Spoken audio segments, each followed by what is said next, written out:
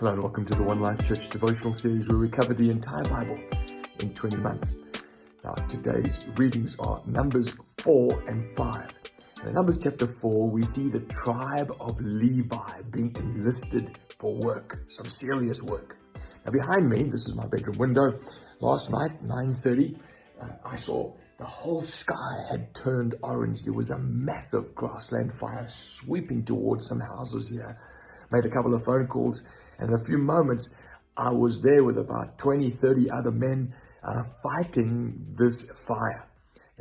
Here's some video footage of the action once the flames had died down a bit.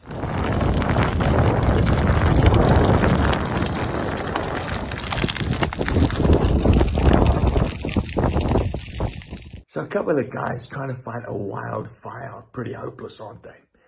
But if you put alongside us a bunch of farmers that really know what they're doing, some water tankers, some beaters, and knapsacks, and suddenly, guys like me are making a bit of a contribution because we're doing it together. Now, this chapter 4, is about moving the tent. I don't know if you guys have been campers before, but the taking down and the pitching of the tent, the least favorite part of camping, you've got to admit. But in this particular instance, the work is divided. The Kohathite division of the Levites had to handle all the holy things, the ark, etc. But first, Aaron had to go in with his sons, cover it so nobody looked at it. And then they carried all the pieces out, the table and the altar and the ark, etc., etc. After them, the Gershonites had to carry the curtains. Now we're talking, more than 100 meters of very heavy curtaining that had to be divided up, and they're all carrying on their shoulders. And then the Merarites had to carry the frames to support that in a desert, in a very windy desert, lots of tent pegs, lots of frames. Now, when you've got more than 8,000 people shouldering a load like that, you can pull it off. But what's all this talk about tents? The tabernacle that was being lugged around in the desert to facilitate worship was a picture of something. This is what Hebrews 8 says. They serve, this is the priests, the Levites, they serve in a sanctuary that is a copy and the shadow of what is in heaven. See, this picture on earth is describing something in heaven. This is why Moses warned when he was about to build the tabernacle, see that you make everything according to the pattern shown you on the mountain.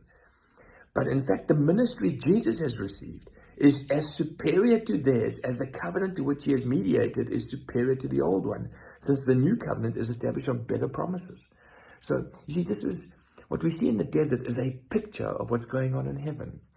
And the encounter that God had with his people through the priests was far inferior to the encounter we have with them now. Now we have a new covenant with a new high priest, and the tabernacle is in heaven. And it means that our engagement with God is based on better promises, and there's a new way. It's called the new covenant.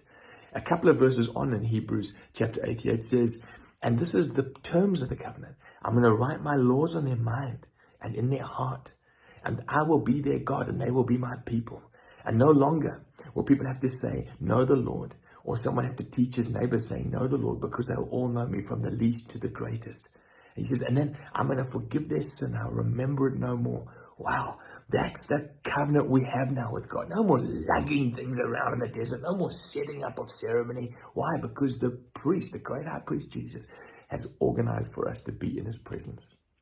Now, the next chapter, chapter 5, is quite hectic, actually. Well, firstly, it starts with the removing of disease from the camp. And then it's the issue of a jealous husband and how he takes his wife to the priest for some pretty hectic marriage counseling. And you think, oh my, that's a little bit rough on the lady.